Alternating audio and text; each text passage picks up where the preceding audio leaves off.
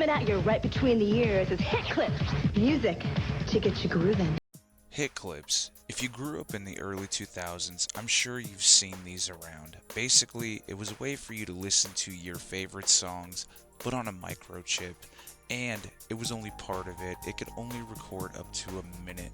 Basically, what you'd get is a quick chorus, or part of a verse, or some random mishmash. But at the time, it sounds good in theory, yeah? But look at these fucking things. They'd get all tangled up if you had more than one, and if you were looking for a specific part of a specific song, then you'd have to scope through dozens of these tiny ass letters just to read it if it's a different part or the part you're looking for. And I've seen a multitude of posts coming back saying, hey, do you remember back when hit clips were cool? We need to bring them back. Like, no. Leave that in the early 2000s. Take off those rose-tinted glasses because, let's be honest, losing them was too easy. It was a stupid way to listen to your music, and the sound was horrible, offering you the lowest quality. As a matter of fact, even marketed as a low fidelity player, telling you to your face it sucks. And it's not to say it wasn't a cool concept. It was a neat idea. There are better ways to do it, like things like now, which I will get into here in a minute. But first, let me reiterate, it was marketed as a low fidelity way of listening to your favorite songs, which means when you go and buy, say, Clint Eastwood by the Gorillaz, okay, you want to hear it? Yeah, that's why you bought it. But it sounds like warm buttered ass on this player. It was nothing special. And don't get me wrong, I had one, so I know firsthand how fucking horrible these were. And believe me when I say they were popular.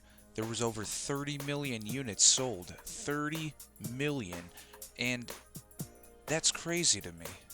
And even now, going back to what I was going to say before, there are things now that exist that are similar to hit clips but work a lot better. They're called NFC CDs. Basically, you just connect it to your phone. It just pairs with your phone, but they're cool little keychains, and you could just, pair it with your phone. That's a lot better because at least you're getting the bang for your buck. You're getting the whole album and the way it's supposed to sound, and it works. It works really good. And also, Hit Clips was made by Tiger Electronics, the same Tiger Electronics that made those handheld games. Games being a loose fucking term, but that's a story for another day, or for a certain nerd to reiterate. This game is fucking horrible! And also, for all the shit that I'm talking, I had one, like I said. I did enjoy it, but it was also short-lived. I lost interest real quick with how much everything cost, and then going from all of that, I ended up just doing chores for my neighbors and whoever at the apartment complex I lived at to save the money for a CD player, which at the time was like the thing to get, the portable CD player, because you figure this is the setup for your hit clips. For just the player, it was $20, and for each part of a song, which is 60 seconds, if you like a song that's 5 minutes, you'd have to get 5 different fucking hit clips and spend $20 fucking dollars for one full song. Does that sound fair? Does that sound neat and cool? No, it's not. Griping on it, but $4 fucking dollars for a shitty sounding portion of your favorite song. What a steal. With inflation today, it's still cheaper to buy a full song with the way it's supposed to sound. Even back then, it would have been cheaper, and it was cheaper because I did it. It was cheaper to buy the portable CD player and a full CD than it would be to buy a hit clip and each respective clips to go for one song.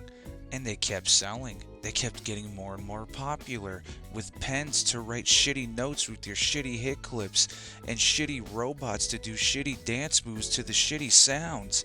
From getting endorsements from McDonald's, Disney, and Lunchables, Hilary Duff and Raven-Symoné were even spokespeople for the damn things. And speaking of CDs, they cashed in on that too by making hit clip CDs. No upgrade to the audio format, however they could play up to 2 minutes. Wow, twice the shitty sound for only more of the cost. Okay, alright. Let's just go back to the music aspect of it. So how many artists gave up their rights for hit clips to share their songs? The answer is 93. How do I know it's 93? Because I went through and counted. How do you think?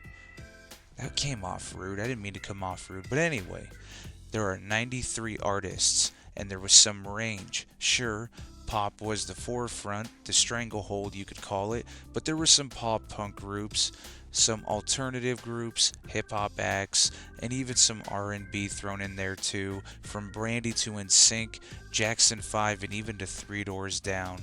I won't deny that Hit Clips knew what they were doing when choosing what songs or what groups to market. They knew how to keep things open, but also safe within their brand. I mean, come on, they were branding this for a younger audience, let's be real, and us millennials, we just ate it the fuck up. So, I mentioned a couple minutes ago I had one.